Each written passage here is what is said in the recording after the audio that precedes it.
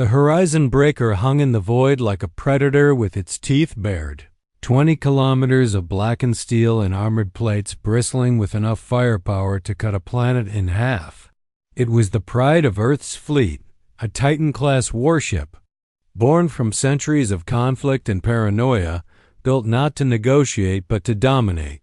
Its hull reflected the cold light of distant stars, and every section of its frame hummed with restrained violence. Inside, however, there was silence, the kind that comes when thousands of soldiers are waiting for orders, aware that history is about to judge them. Commander Ryland sat in the central command chair, one boot resting against the lower console, as though the weight of the ship could be held back by sheer stubbornness. His jaw was hard, his eyes bloodshot from sleepless hours, and the deep lines carved into his face spoke of wars fought both outside and within. To him, the horizon breaker wasn't just a ship. It was the perfect mirror of humanity's soul, brutal, relentless, and unapologetic. And yet, someone on Earth had decided that this monster of a warship would be humanity's first greeting to intelligent life. They should have sent diplomats, Ryland muttered, though no one asked for his opinion. Or scientists, people with soft hands and softer words. Instead, they send a hammer and tell it to shake hands. "Commander," said Brindley, his first officer, stepping up beside him. Brindley's uniform was crisp, his hair perfectly aligned, his face too composed for someone who had spent his career under fire. "High Command believes we're the best chance for first contact. They want to show strength." "They want to show fear," Ryland replied, his gaze fixed on the dark expanse of space beyond the reinforced glass.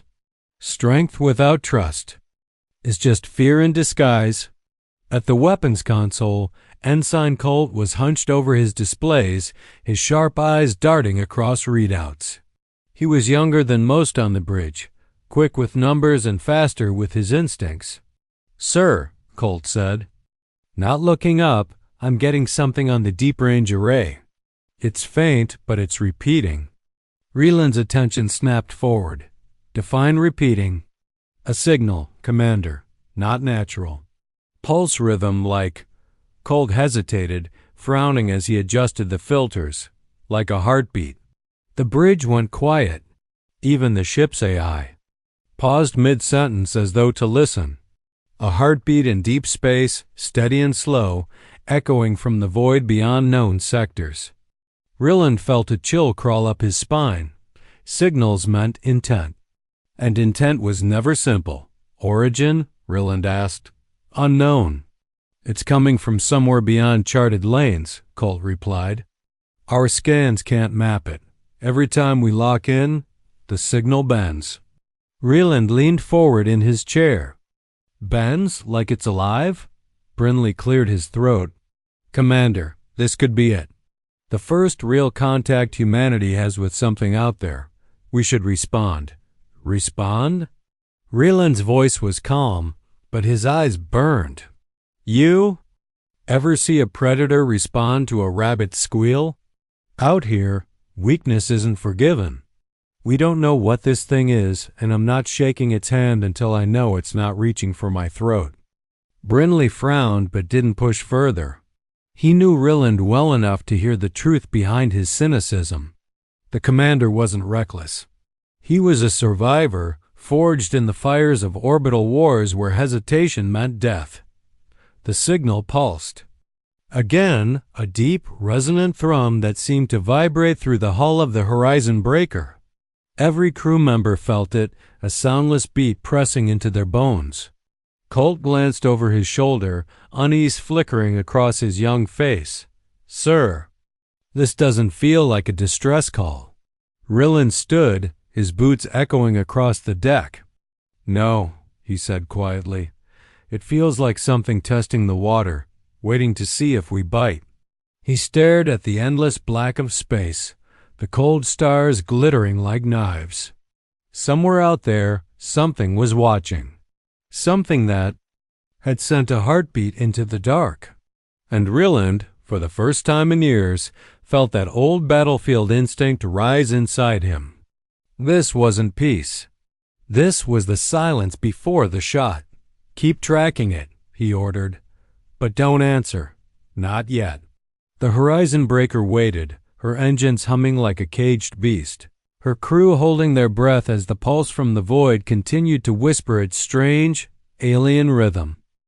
The signal grew stronger as the horizon breaker cut through the void like a blade. It had been hours since the first pulse was detected, and every beat seemed to crawl under the crew's skin. A slow, deliberate rhythm that refused to be ignored. It wasn't just a sound, it was a feeling. A pressure that resonated through the metal hull and whispered into the bones of anyone listening. Ryland stood on the observation deck, hands clasped behind his back, watching the blackness ahead. Somewhere in that endless sea of stars, the source of the signal was waiting. He didn't like the feeling it gave him. It wasn't a distress beacon or a greeting. It felt like the measured tapping of someone counting the seconds before they knocked on your door. "Commander." Brinley's voice came through the comm, crisp and clear, though there was a tremor in it that hadn't been there before. "We've triangulated the signal. It's large. Very large. You should see this for yourself." Ryland didn't answer immediately.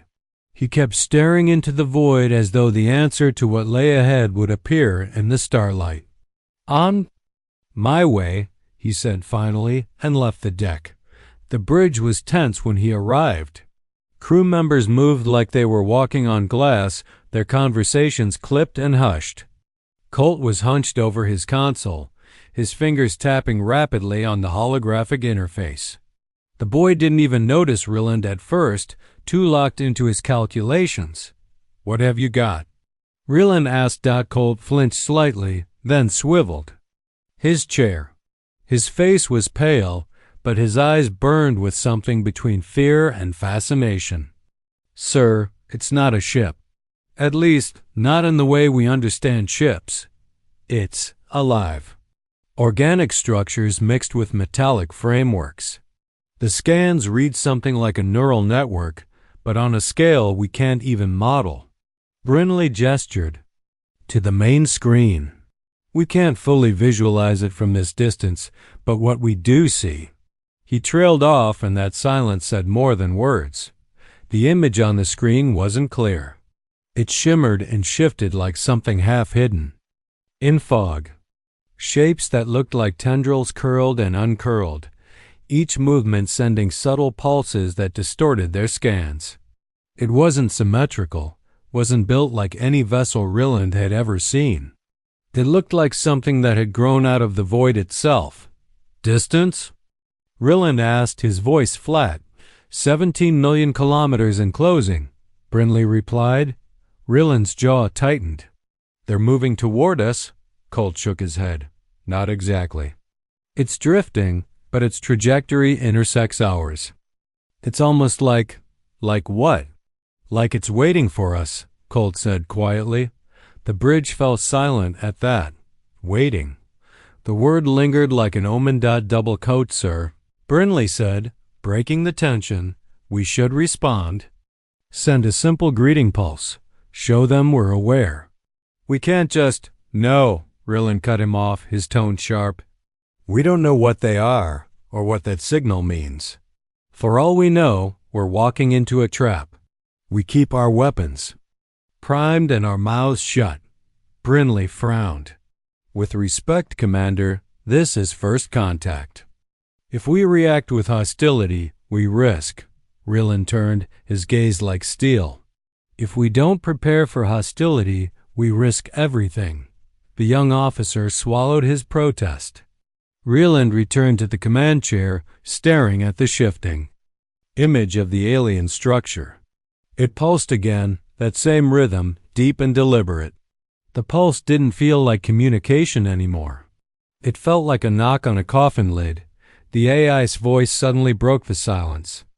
"Commander, anomalous energy fluctuations detected in the forward railgun arrays." Colt's head jerked up. "What? I haven't activated anything." His hands flew across the console, trying to isolate the surge. "The signal, it's interfering with our systems. Ryland felt the hairs on the back of his neck stand up. What kind of interference? Not standard jamming, Colt replied, his voice tight. It's invasive, like it's rewriting microcurrents through the firing matrix. It's not just blocking us, it's learning how we work. Brinley's face paled. If they can manipulate our systems remotely? Ryland didn't hesitate. Shut down automated. Targeting. Switch to manual backups.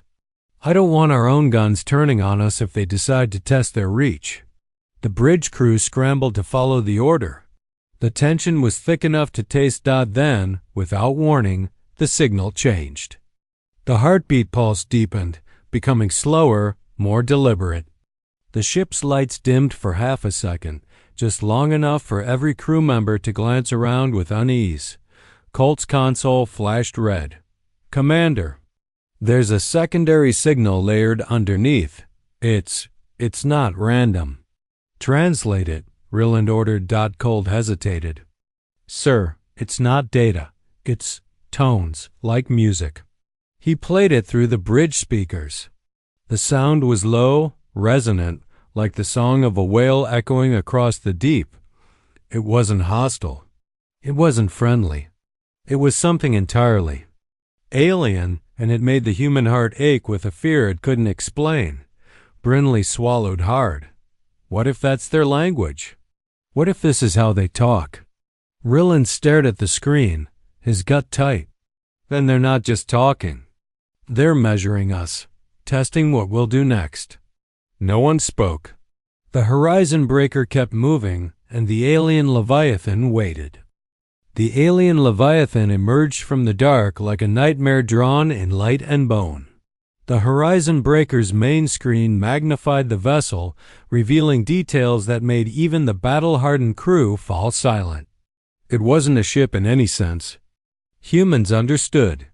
It pulsed, as though breathing, its translucent surface rippling with veins of blue light that moved like blood beneath glass.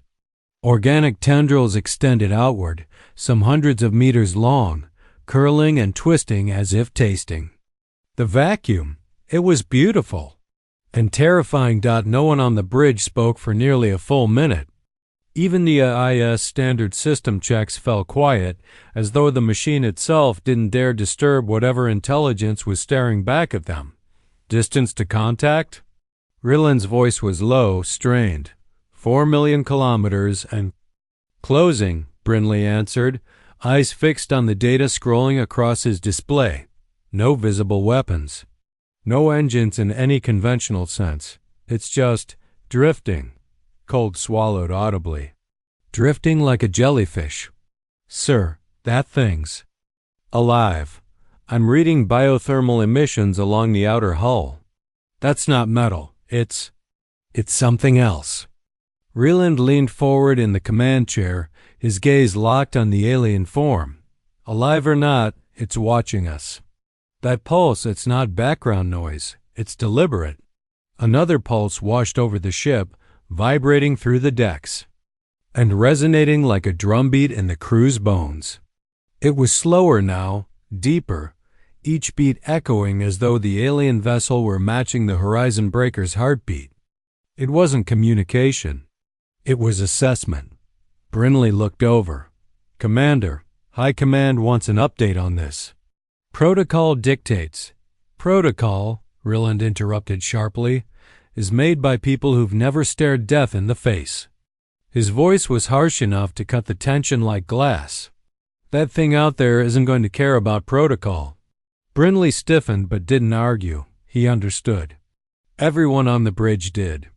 Ryland's instincts were rarely wrong. They'd kept the man alive through orbital sieges and groundside rebellions. If he was wary, the crew had every reason to be. Any sign of weapons? Ryland asked. Colt shook his head. Nothing we'd recognize. No energy signatures, no kinetic tubes, no heat buildup. But he hesitated. Commander, it doesn't need visible weapons. Whatever's under that hull, it's beyond us. I've never seen readings like this. Scan its interior, Ryland ordered. The AI responded, voice unnervingly neutral. Attempting deep structure scan, failure. Sensor reflections are returning distorted waveforms. Distorted? Ryland frowned, like it's scanning. US back, Colt muttered. That single sentence froze the room. For a heartbeat, no one moved, no one breathed. Then Ryland stood, his boots heavy on the deck. They're not just watching, they're looking inside, into us. The AI chimed again. Warning. Unidentified frequency spike detected. Power fluctuations in forward railgun coils. What the hell? Colt's hands flew over his console. It's messing with our systems again. Railgun matrix is recalibrating on its own. Ryland's jaw tightened. Shut it down. All automated weapons go dark. Switch to manual safeties. Already on it. Colt's voice cracked slightly as he manually cut the systems. Commander, it's like the ship is listening to our tech. Learning it. Then we don't show it everything, Ryland said, cold and calm. We keep our knives behind our backs. Another pulse rippled through the ship, stronger than before. This time the lights flickered. The hum of the engine stuttered, and for a terrifying second, the entire horizon breaker felt like it was holding its breath. Commander, Brinley said softly, if we fire, if we even so much as lock weapons on that thing, we could be signing our death warrant. We might have signed it the second we got close, Ryland replied. His voice was steady, but inside, a storm was building. He'd been in battles where you could smell the violence before it began. That's what this felt like, only worse. This wasn't a battlefield. This was a test chamber. The alien vessel's tendril shifted, curling inward. Then, without warning, the screen lit up as the leviathan emitted a sudden burst of light. It wasn't an attack, at least not in any way humans understood, but every system on the horizon breaker froze. Consoles went black. The engines died. The ship's artificial gravity faltered for 2 harrowing seconds before rebooting. Then the silence was deafening. Report. Ryland barked, but no one answered at first. The crew were just as stunned as he was. Brinley finally spoke, his voice tight. Temporary total blackout, 6 seconds. Every system shut down, including life support. Sir, we were dead in the water. Colt's face was pale. I think it could have killed us just now. If it wanted to. Ryland clenched his fists. 6 seconds of darkness, and the most powerful warship ever built was nothing but a drifting corpse. It was a reminder, a demonstration of control. This isn't communication, Ryland said finally, his voice low and dangerous. This is dominance. As the ship's systems came back online, the alien vessel remained motionless, watching, waiting. Get me high command, Ryland ordered. Now. The lights of the horizon breaker flickered as though the ship itself was afraid. Systems rebooted in a staggered wave, consoles stuttering back to life with uneven glows. For 6 long seconds, the Titan-class warship, the pride of Earth's fleet, had been nothing but dead steel drifting in the void. Ryland stood in the center of the bridge, his knuckles white as he gripped the command chair. 6 seconds. In combat, that was an eternity. In diplomacy, it was worse. It was submission. Status report. Ryland's voice cracked like a gunshot. Colt's. Hands flew across his console, his face pale under the bridge's cold lights. Power restored. Engine stable. Life support nominal. He paused, swallowing hard. But, sir, every automated system blinked out. Even the AI cores went offline. For 3 full seconds, Ryland turned sharply. What about weapons? Brinley checked his station, his face drained of color. One of the torpedo bays is locked. System override unknown origin. I can't regain access. Ryland's gaze flicked to the holographic projection of the alien vessel floating just beyond their reach. It hung in silence, tendrils curled inward, pale and luminous as though mocking the humans who dared to challenge it. "This isn't a greeting," Ryland muttered, more to himself than anyone else. "It's a test." Brinley's jaw tightened. "We're supposed to maintain peaceful contact." "Protocol? Protocol will get us killed," Ryland snapped. He turned to the weapons console. "Load kinetic railguns. Warm up fusion torpedoes. Do not fire. Not yet. But I want them ready." The order hung in the air like a guillotine. Brinley took a step closer, his voice dropping. "Commander, that's a direct violation of High Command's orders. They want first contact handled with minimal." Ryland cut him off with a look that could have stopped a plasma bolt midair. "High Command isn't here. We are. If that thing decides to peel this ship open like a can, they won't be the ones suffocating in vacuum." Brinley's jaw tightened, but he didn't argue.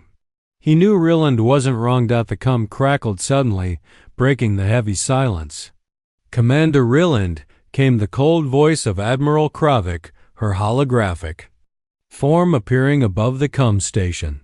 Her face was carved from stone, her eyes sharp and predatory. "Report." Ryland straightened but didn't salute. "Admiral, the alien vessel has engaged in interference. Full system blackout for 6 seconds. We've regained control, but one torpedo bay remains under external lockout." Kravik's expression didn't change. "You are telling me a single ship disabled a Titan-class warship in under 10 seconds? "Yes, ma'am," Ryland said evenly. "And you didn't return fire?" "If I had, we wouldn't be having this conversation," Ryland said, his tone flat. "We'd be scattered debris." There was a pause. Kravik's gaze narrowed, and when she spoke again, her voice had dropped an octave. "Diplomatic protocol states minimal response until lethal force is confirmed. Do not escalate."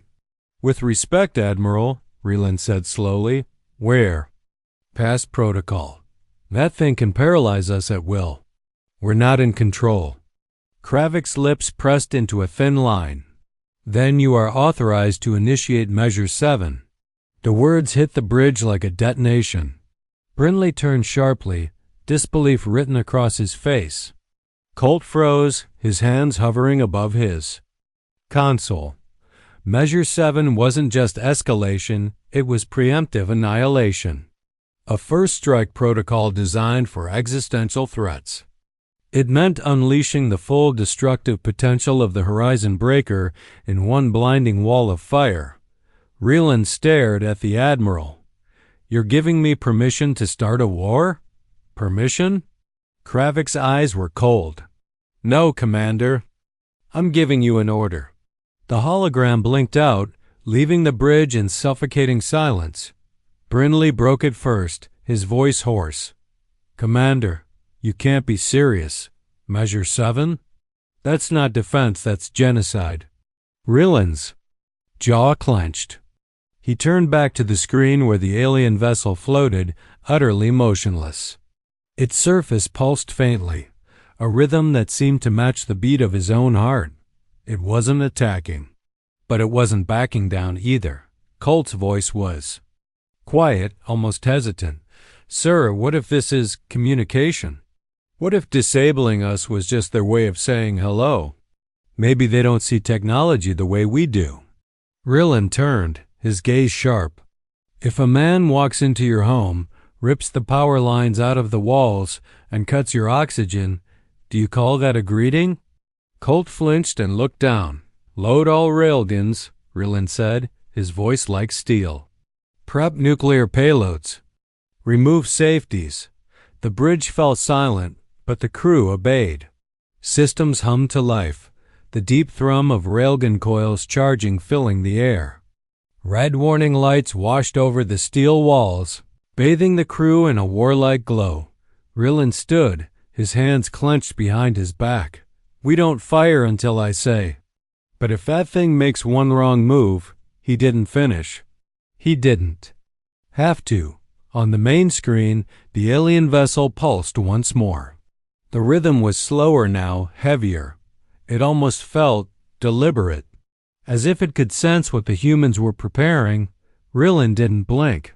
He stared into that shimmering leviathan and thought, if this is how first contact begins, it won't end with words. The Horizon Breaker's war systems roared to life, the quiet hum of its engines replaced by the thunderous charge of its railguns and the pulsing heartbeat of fusion torpedoes sliding into launch bays. The red battle lights cast long shadows across the bridge, painting the faces of the crew in harsh, bloody tones. No one spoke. There was no speech that could make what they were about to do feel any less reckless. This wasn't diplomacy anymore. It was survival, or at least the illusion of it. Railguns at full charge, Colt reported, his voice trembling despite his best efforts to steady it. Nuclear payloads locked. Launch systems green. Brindley turned sharply toward Ryland, his eyes burning with disbelief. Sir, you can't seriously be considering this. You saw what it did to us. It shut us down like we were a toy. What do you think this will achieve?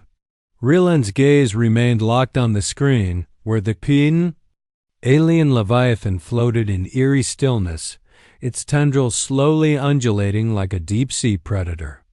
It'll show them something they can't ignore, he said. Earth doesn't kneel. This isn't Earth, Brindley shot back. We're not on some battlefield with rebels or warlords. This is something we don't even understand. Ryland turned, his voice dropping to a low growl. If we wait for it to make the first move, we won't get a second one. Arm everything. On my mark, we fire at their core structure. No warning shots. We end this now. Brindley looked like he wanted to argue, but the words caught in his throat. He knew Ryland wasn't the kind of man to back down once his mind was made up. Instead, he turned back to his station, shoulders tense. AI, synchronize all weapon systems, Ryland ordered. Synchronization complete. The ship's synthetic voice replied, now deeper and edged with combat protocols. Warning. Projected outcome of engagement shows a 72% probability of system failure. Ryland ignored it. His hand hovered over the command console. Fire. The silence of space erupted. The Horizon Breaker unleashed a barrage of pure devastation. Railgun slugs, each the size of a car and accelerated to hypersonic velocities, streaked across the void, leaving glowing trails like spears of molten light. Fusion torpedoes followed, their white-hot wakes painting arcs of fire against the darkness. Plasma lances ignited, cutting through the vacuum like the wrath of angry gods. Every weapon struck true. Direct hits, multiple impacts, enough power to shatter a moon. The crew braced for the shockwave, the explosions, the screams of metal tearing. Apart. Nothing happened. On the screen, the alien vessel shimmered as if draped in water. Every railgun slug, every torpedo, every bolt of plasma simply dissolved. The energy vanished on contact, swallowed by a field that rippled like the surface of a pond. It was as if the Horizon Breaker's weapons had never existed. What the hell just happened? Colt's voice cracked. We hit them with half a planetary payload. Why isn't there any damage? Brindley's face was pale, his hands frozen above his console. They have some kind of absorption field. It's not shielding in the traditional sense. He stopped, eyes wide. It's like they're eating our attacks. Ryland took a step closer to the screen, stunned. We gave them everything we had, he muttered. The alien ship stirred. Not violently, not with aggression, but with a slow, deliberate movement that was somehow worse.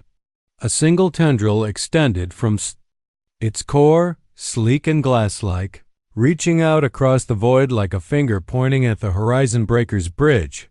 Reading energy spike. Colt yelled, "Commander, something's building." Before Ryland could respond, it hit them. There was no explosion, no flash of light. It was worse than that.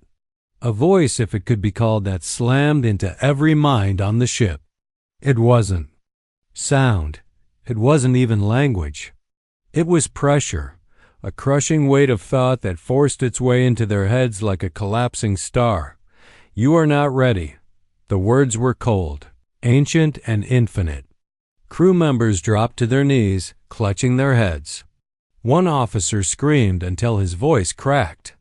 Another wept uncontrollably. Blood trickled from Colt's nose as he tried to stay upright. Ryland gritted his teeth, forcing himself to stand, his head pounding like it would split open. "Get out of my head," he growled. The voice pressed harder, as if amused by his defiance. "Your weapons are fear. Your instincts are extinction." Ryland staggered forward, spitting blood onto the deck. "Then why are you here? Why test us?" Silence followed, a silence that felt like it had weight. Then the alien vessel pulsed again, brighter this time, its tendrils unfurling like the petals of some monstrous flower. "Commander," Brindley whispered, his voice trembling, "it's targeting Earth. That energy spike, it's not aimed at us. It's broadcasting." Colt's console screamed with alerts. "I'm picking up something gravity waves, faster than light. It's sending a signal straight to Earth's orbit." On the bridge's main screen, a new image appeared. Earth's orbital sensors had just picked up something impossible, an exact replica of the alien leviathan forming above the planet's upper atmosphere. Not a ship, not a hologram. A construct made of energy and light, silently hovering like a sentinel. "Jesus," Brindley whispered, "they're showing us what they can do."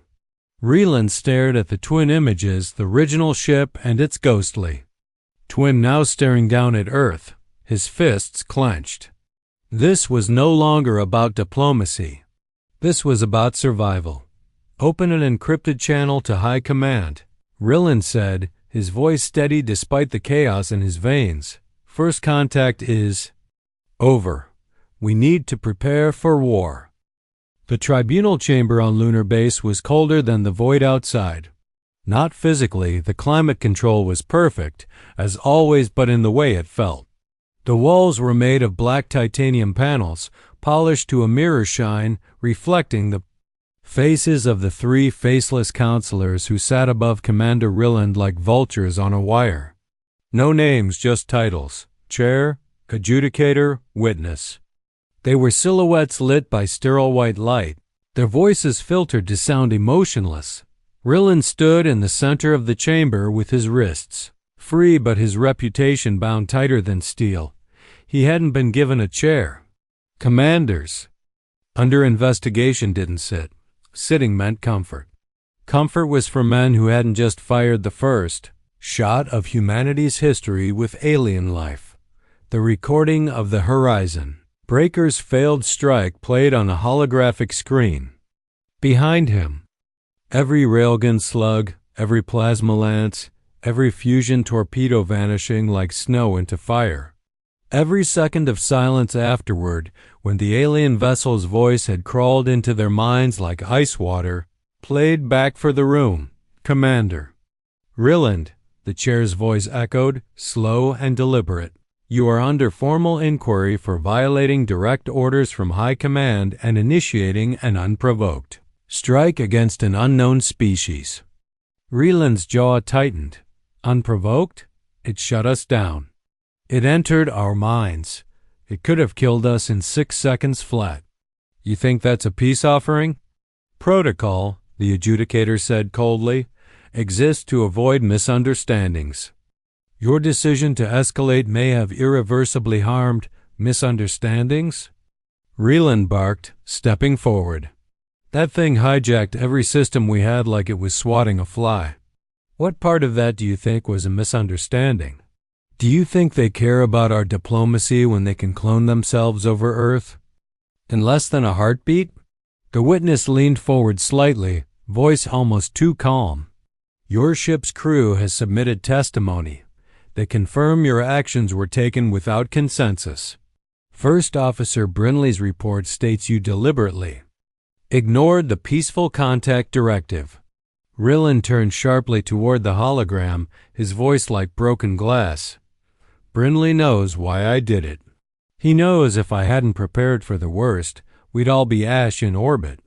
Do you want to sit in a chair, debating protocol, when a ship the size of a moon is dissecting your planet's defenses in real time? Commander, the chair's voice hardened. You will restrain your tone. Ryland's laugh was bitter, hollow. Restrain my tone? You're talking about tone when we have a goddamn alien sentinel hovering over Earth like a sword waiting to drop? A sharp silence fell across the chamber. Even the counselors shifted uncomfortably. Ryland's voice dropped, quieter but heavier. Every word like a hammer. You don't want to admit the truth. You don't want to admit that we were outclassed before the conversation even began. So you need a scapegoat. Someone to blame so Earth can feel safe again. That's what this is, isn't it? The chair did not answer immediately. When the voice finally came, it was colder than ever. You have made humanity look small, Commander. Your recklessness has endangered our first and perhaps only chance for peace. You will be relieved of command and reassigned pending further tribunal review. The Horizon Breaker will return to Lunar Dock for decommissioning. Ryland's hands curled into fists. You're going to bury this, aren't you? Bury it so deep no one will ever know what really happened. The chair's voice was final. This session is concluded. The hologram blinked out, leaving Ryland alone in the chamber. He stood there for a long time, staring at nothing. Silence pressing down like the weight of the alien voice that had once invaded his mind. Brinley found him an hour later, in the war room of the Horizon Breaker. The ship's once bustling nerve center was now eerily quiet. Most of the crew avoided Ryland since the tribunal started. They respected him, but they feared the stain his name now carried.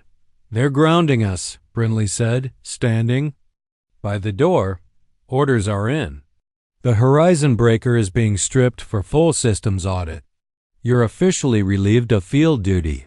Ryland didn't look up from the display where the alien sentinel hovered above Earth like a pale god. They want silence. They can't admit we failed the test, so they'll pretend we never took it. Brinley hesitated. Was it worth it? Firing, I mean. If you had to do it all over, Ryland finally turned to him, eyes hard. If I hadn't fired, we'd be dead, Brinley. They weren't here to shake hands. They were here to see who we really are when the pressure hits. I showed them the truth. Brinley's voice dropped. And what if the truth is that we're scared animals with guns? Ryland didn't answer. He didn't need to. The silence said enough. Later that night, Ryland stood on the observation deck alone. The alien sentinel still hovered above Earth, silent, unmoving. It hadn't attacked, but its presence was a constant reminder that humanity wasn't in control anymore. It was a shadow on every broadcast, a ghost over every city, a question no one dared to answer. The door hissed open. Colt entered, a datapad clutched in his hands. His face was pale. Sir, there's something you need to see. Ryland turned. If it's another tribunal schedule, I'm not interested. It's not that, Colt said, voice quiet. It's the signal. The one from the alien ship. We thought it stopped when they vanished, but something kept broadcasting. Ryland's brow furrowed as Colt handed him the pad. The data scrolling across it made his stomach tighten. What is this? A beacon, Colt said. Low-frequency subspace pulse. It's been transmitting since the moment they disappeared. And I think, he hesitated, I think something answered. Ryland stared at him. You're telling me there's more of them? Colt nodded slowly. Not just one, a fleet. Big, it's on the move. Ryland looked out the viewport at the sentinel hovering over Earth. He felt a chill run through him, colder than any tribunal. Verdict. Then the real test, he said quietly, hasn't even begun. The station's walls felt tighter than they had hours ago, as if the bulkheads themselves were holding their breath. Ryland stood in his temporary quarters if a glorified holding cell with a cot and a terminal could be called that, staring at the pulsing data on Colt's tablet. The signal pattern scrolled like veins of living light, and the low-frequency pulse was steady, relentless, almost like the heartbeat they had first heard in deep space. Only now there were more heartbeats layered beneath it. "This isn't just one ship," Colt said, his voice low as though the walls might be listening. "There are at least 15 signatures. Maybe more. It's like they're calling to each other." Ryland set the tablet down on the small steel desk and rubbed the back of his neck. "How long until they're in range?" 2 weeks, Colt said. "Maybe less, depending on their propulsion. But that's just what we can measure. We don't even know how fast they really move." Ryland stared out the small viewport where the pale alien sentinel still hovered above Earth like a silent judge. "And command? They don't know," Colt admitted. "Or maybe they do and are pretending it's nothing. They're still feeding the public empty statements about diplomatic success and stable contact protocols." He looked up. "They'll bury this, Commander. Just like they buried what happened on the Horizon Breaker." Ryland's jaw tightened. He could almost hear the words Admiral Kravik had spat at him during the tribunal. "You made humanity look small." They were terrified of the truth, terrified of the possibility that humanity wasn't the apex predator anymore. And now, as another alien fleet approached, they were choosing silence over preparation. "Then we tell them ourselves," Ryland said. Colt blinked. "Tell who?" "Everyone," Ryland said. His voice was quiet but iron hard. "Not the Council. Not the suits hiding in their bunkers. Everyone. The whole damn planet." Colt hesitated. "That'll make you a traitor in their eyes." Ryland turned to him, his expression sharp. "Let them call me whatever they want. The last time I stayed silent, we got humiliated. This time, I'm not giving them the chance to die ignorant." Hours later, Ryland stood in the station's auxiliary communications bay, staring at the glowing lattice of Earth's communication grid. Colt had managed to patch him into a series of abandoned military uplinks, an old system, buried and forgotten after the Mars Rebellion, but perfect for what they needed now. The risk was monumental. The first security ping they triggered would bring station guards down on them. "Are you sure about this?" Colt asked, his fingers flying over the keys as he routed power into the broadcast array. "You go live on this, and Command won't just court-martial you. They'll lock you in a black cell for life." Ryland glanced at him. "If we do nothing, there won't be a life to lock up." "They're coming, Colt. And if humanity doesn't know what's waiting out there, we won't stand a chance." The console beeped as Colt forced the last encryption key. "All right. You're living 30 seconds. Every terminal, every news feed, every home screen on Earth and the colonies will see you." Ryland took a deep breath. It wasn't fear coursing through him, but something heavier. The knowledge that every word he spoke would shape humanity's response to what came next. The countdown hit 0. The lights on the console flared. Colt gave him a small nod. "It's all yours, Commander." Ryland stepped forward into the camera's gaze. His reflection stared back unshaven, his uniform stripped of rank insignias, eyes bloodshot but blazing with something fierce. He didn't start with pleasantries. He didn't have the time for that. "My name is Commander Ryland," he said, his voice steady, each syllable ringing with steel. 3 days ago, I stood on the bridge of the Horizon Breaker during humanity's first contact with intelligent life. What you've been told about that encounter is a lie.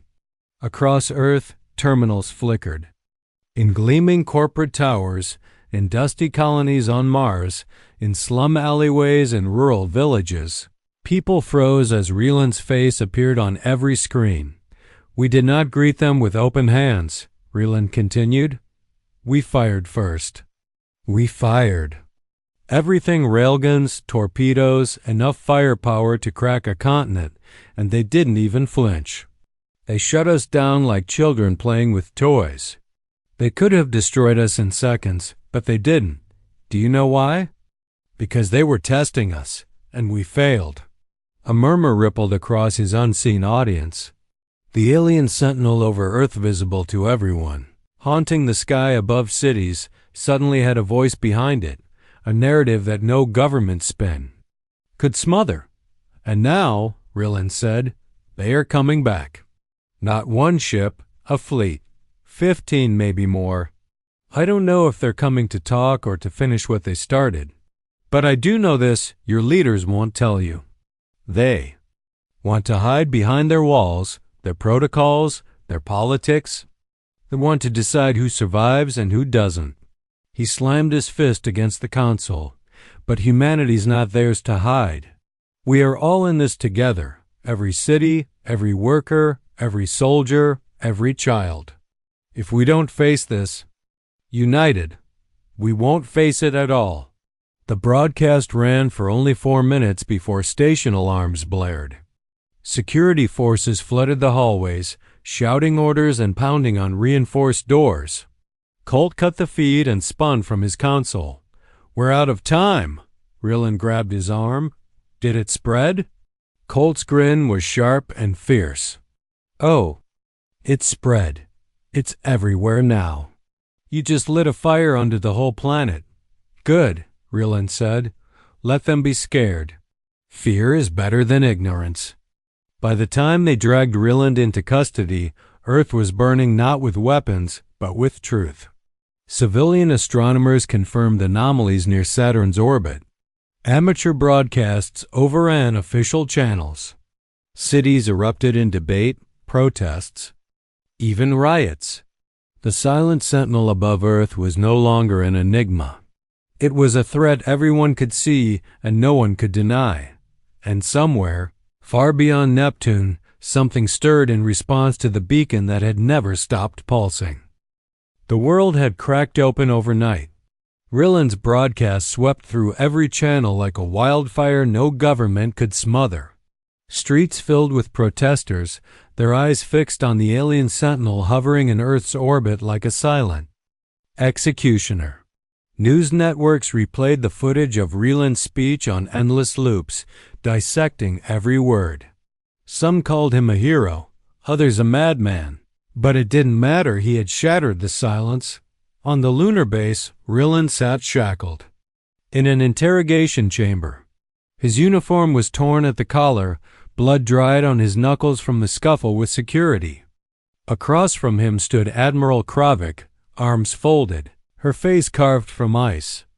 You've done more damage in 24 hours than any enemy fleet ever could, she said, her voice clipped and cold. Do you have any idea what you've unleashed? Ryland leaned forward, eyes burning with defiance. I didn't unleash anything. I just told the truth. The rest was already waiting to happen. Kravik's jaw tightened. She paced the room like a predator deciding whether to strike. Do you know what's happening out there? Riots. Governments collapsing under public pressure. Civilian militia groups arming themselves. Earth is tearing itself apart because you couldn't keep your mouth shut. And what would you have me do? Ryland snapped. Let them live blind and ignorant while 15 alien ships descend on us? Pretend we're safe because you and your council think secrets make us strong? We've been hiding behind lies since the Horizon Breaker fired its first shot. We failed the test, Admiral. The least we can do now is face the truth head on. Kravik stopped pacing, her gaze hard. You think this is about truth? You think the people can handle what's coming? They'll panic. They'll fracture, and that's exactly how we'll die. Ryland's voice softened, but the weight in his tone deepened. Maybe panic is better than letting a few people decide who gets to survive. Kravik's eyes narrowed. What are you talking about?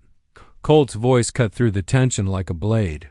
He entered the chamber with a tablet clutched to His chest, his expression pale. "Because I found it, sir. The thing I wasn't supposed to see, Project Inheritance." Kravik froze. Ryland turned slowly. "Project what?" Colt glanced between them. "It's not a defense initiative. It's not even about the alien fleet.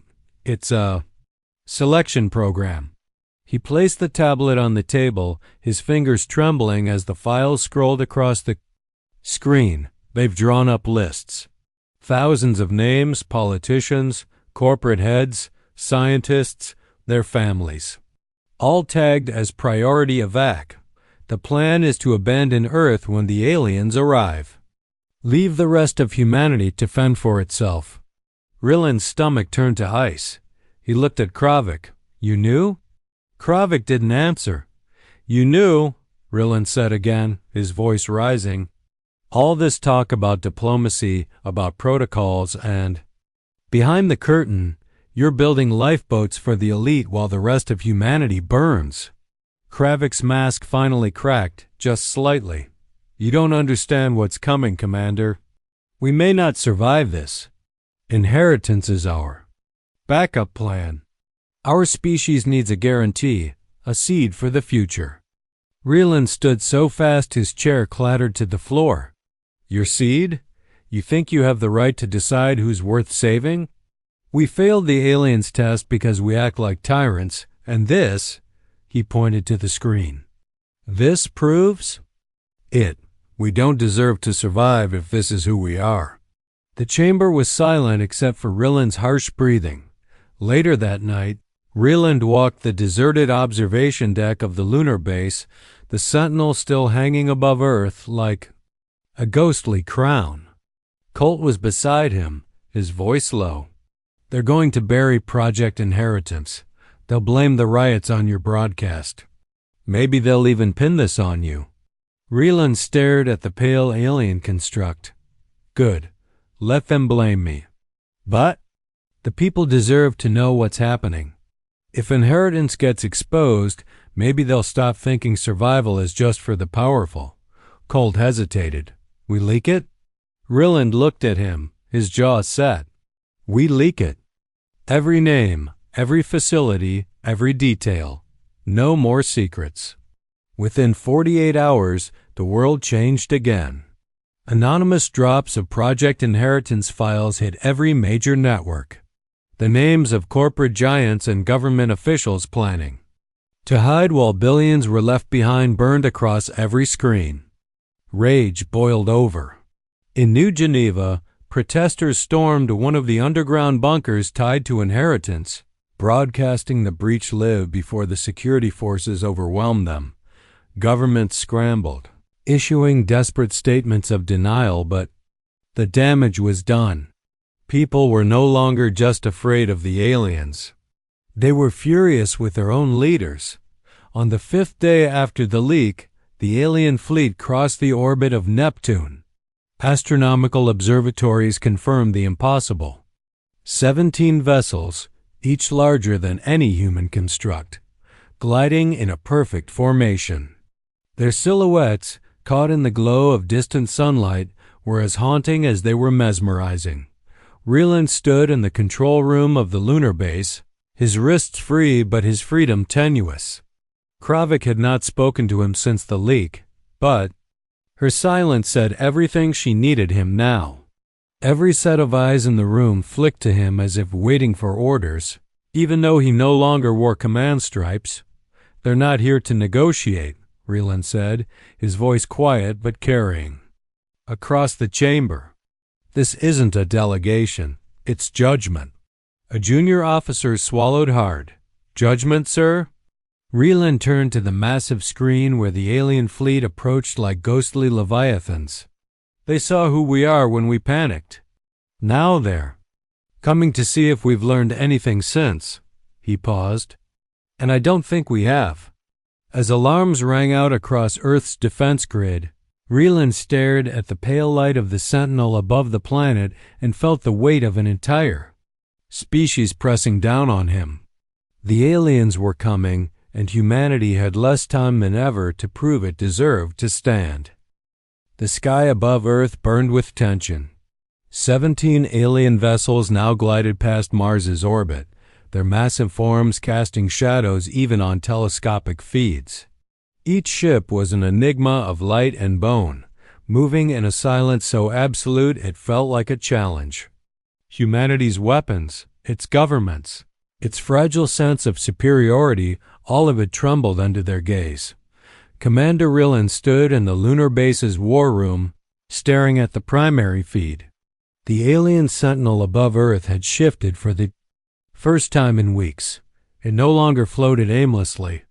It had turned, its pale surface tilting as though watching the chaos unfolding below. Riots burned across continents. Entire governments had collapsed under the weight of the Project Inheritance scandal. What was once secret was now fuel for rage, and humanity's true nature, angry, divided, and desperate, was exposed for the aliens to see.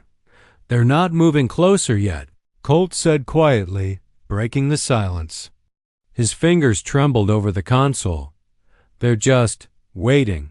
Ryland turned to face Admiral Kravik, who stood stiff and pale near the central table. Her uniform was pristine, but her eyes betrayed sleepless nights. "This is what they're measuring," Ryland said.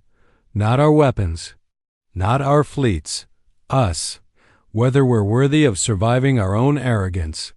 Kravik's jaw clenched. "You talk like you know what they want." "I don't," Ryland said. "But I know what we're showing them, and it's not strength. It's cowardice. They see us building bunkers and picking favorites. They see us fighting ourselves while they watch from above. If we don't prove we can face our own corruption, we're done." Colt looked up. "Then what do we do, Commander? We can't fight them. We can't hide. What's left?" Ryland stared at the screen where the towering black obelisk of the Inheritance Tower glimmered in the Swiss Alps, a monument to humanity's ugliest instinct. "We burn the lie," he said finally. "We burn Inheritance Tower." Kravik's head snapped toward him.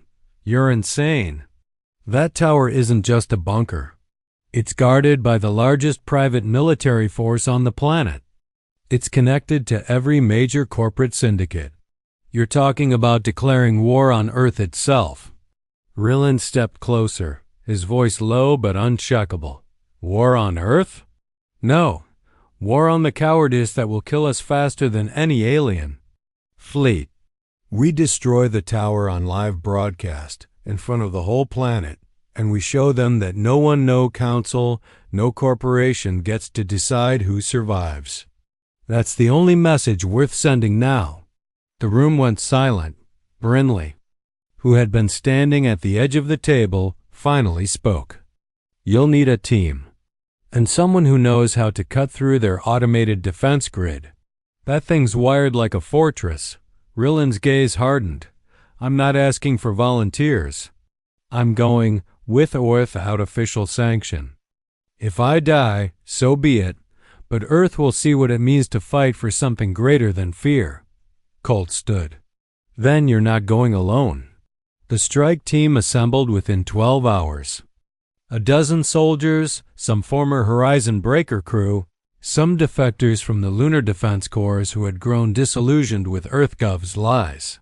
They boarded a stealth transport, its engines running dark, as if the ship itself understood the weight of what it was about to do. Ryland briefed them as the ship cut through Earth's atmosphere. "We hit fast and hard. Their drones will come down on us the second we breach the perimeter. We don't fight for ground. We fight for the ignition chamber. That tower burns, or everything we've done dies with it."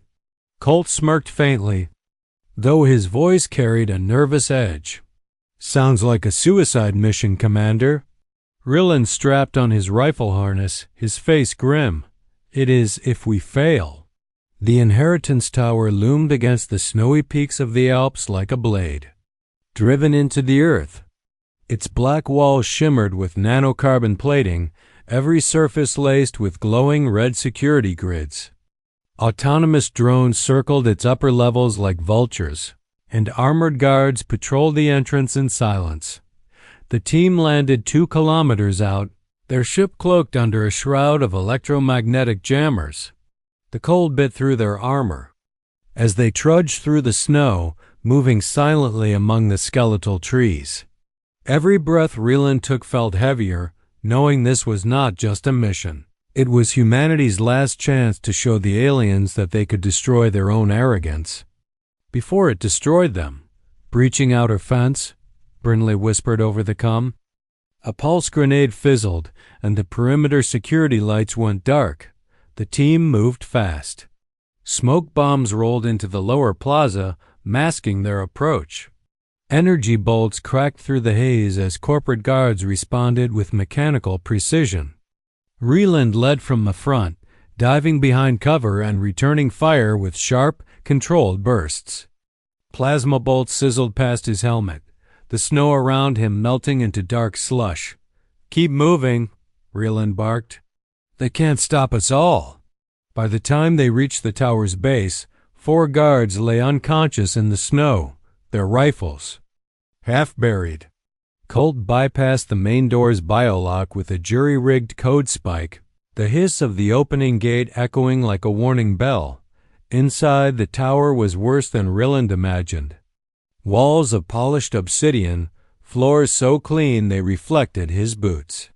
Holographic screens displayed lists of priority evacuees, thousands of names scrolling endlessly, each one a testament to humanity's betrayal of its own people.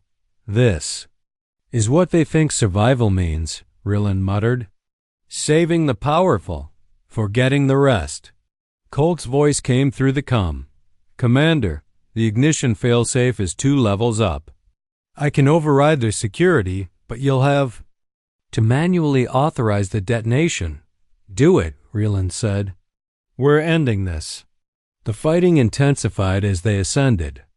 Automated defense drones poured from the walls, their targeting optics glowing like malevolent eyes. The team split into pairs, laying down suppressing fire while Colt hacked the security terminals. Every corner of the tower echoed with gunfire, energy blasts, and the sound of humanity tearing down its own rotten creation. At the top level, Ryland finally reached the ignition chamber, a circular room, gleaming with steel and crimson light, housing the tower's power core. One action here, and the entire structure would collapse in a storm of fire and ash, but they weren't alone.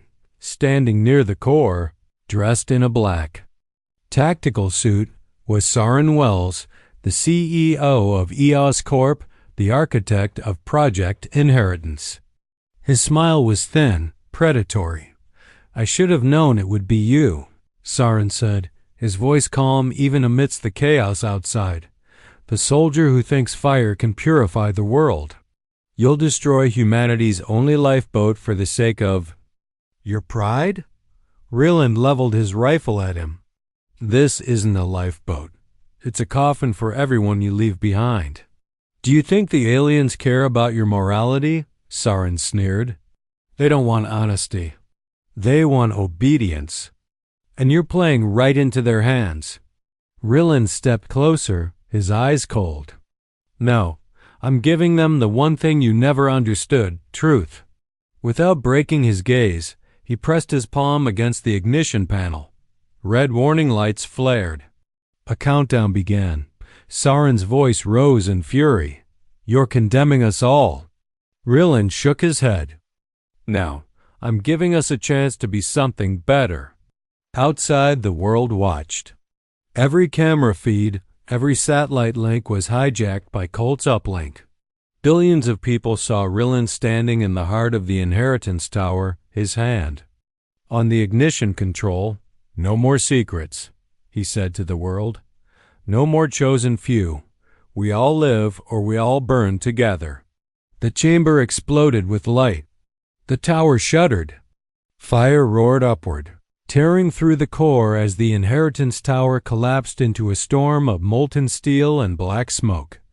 The alien sentinel above Earth shifted. For the first time, it pulsed with soft white light. A single beam descended. Cutting through the clouds, illuminating the ruins of the tower as if acknowledging the choice humanity had made. Ryland stood among the rubble, watching the light pierce the darkness. For a moment, the chaos of gunfire and screaming alarms fell silent.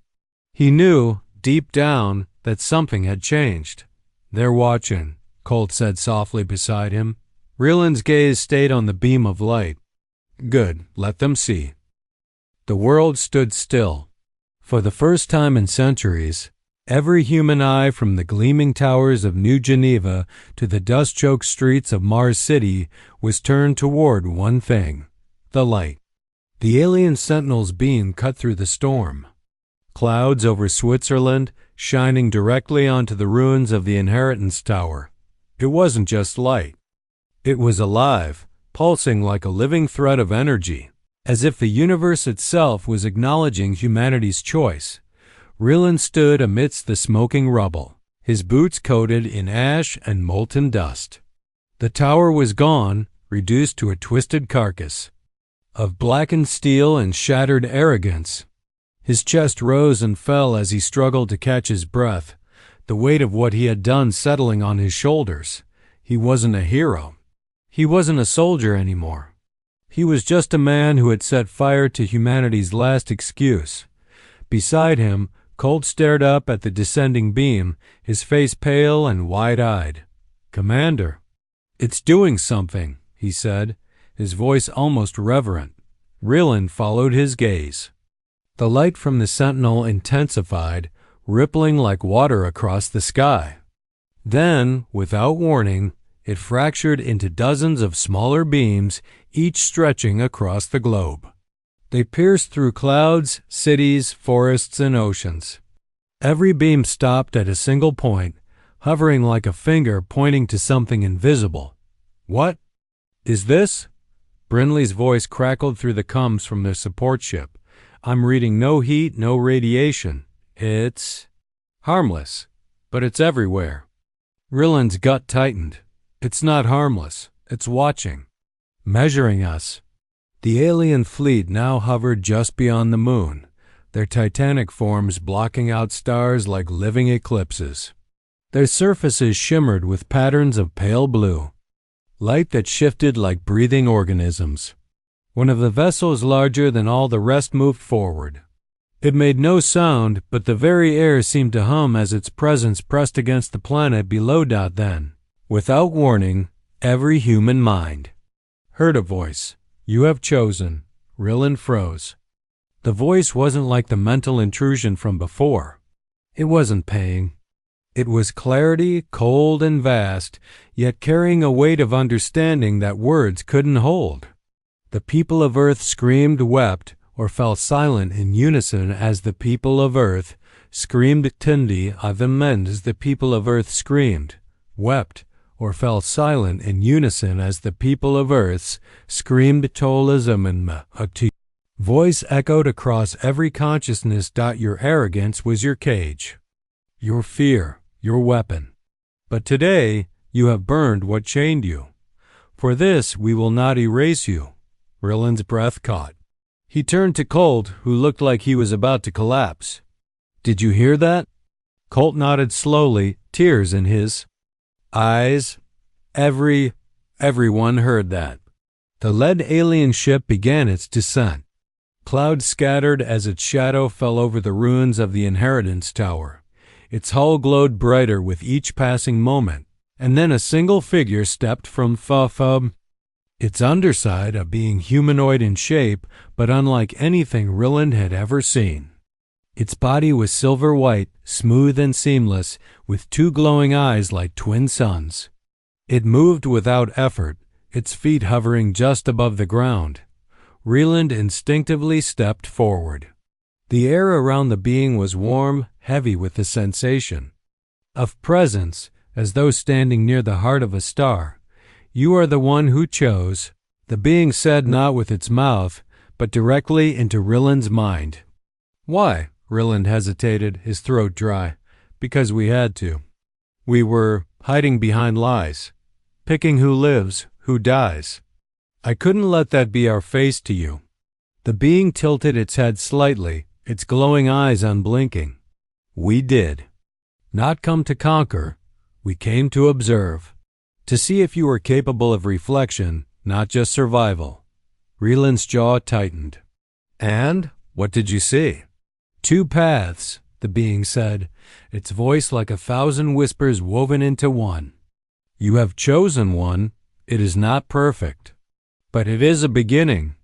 As the being raised its hand, the ground beneath them trembled. From the ashes of the inheritance tower, structures of light began to grow. Crystalline spires rose like flowers, blooming in reverse, each one humming with energy. They weren't weapons. They were archives, vast, floating monuments of knowledge. What is this? Colt whispered, his voice trembling with awe. Your inheritance, the being said. Not of survival, but of potential. Energy without cost. Healing without pain. Thought without borders. We leave you the tools to rise if you choose to use them. Ryland's throat tightened. And if we don't? The being's glowing eyes burned brighter. Then you will fall, and we will not return. The alien fleet began to shift, their colossal forms lifting higher into orbit. A soft pulse of light rippled across the globe, soothing panic and fear. Across Earth, every device, every broadcast, every screen displayed a single phrase translated into every language. You have been seen. In the weeks that followed, Earth transformed. The archive spread knowledge faster than any government could regulate it. Clean energy technology replaced fossil industries overnight. Diseases that had plagued humanity for centuries were cured with a single touch from the alien constructs. Education-shifted children could now interface with archives that taught them in days what used to take decades. But Ryland refused to stand on any podium or accept any praise. He turned down medals, interviews, and council seats. When reporters asked why, he simply said, I didn't save humanity. I just made us look in the mirror. 1 year later, Ryland stood alone on the very platform where the inheritance tower had once risen. The wind was cleaner now, the sky free of the smog and ash that used to choke it. Colt had gone to Mars to help build the first interplanetary colony, and Brinley had started an academy to teach the next generation of leaders what real courage meant. Ryland looked up at the stars, his hand resting on the cool surface of a crystalline archive. The alien fleet had left months ago, vanishing into the void as silently as they had come. Yet sometimes, when the clouds were thin and the air was still, he swore he could feel them watching. Still out there, aren't you? He murmured. Faint glimmer flashed across the night sky as if answering. Ryland smiled, just slightly. Good. Keep watching. We'll make you proud yet. Humanity had not been saved by weapons or politics. It had been saved by a single act of courage, a decision to burn the walls that divided it and to stand, raw and unmasked, before something greater. And for the first time in its history, Earth understood that survival wasn't about having the biggest guns, but the strength to change.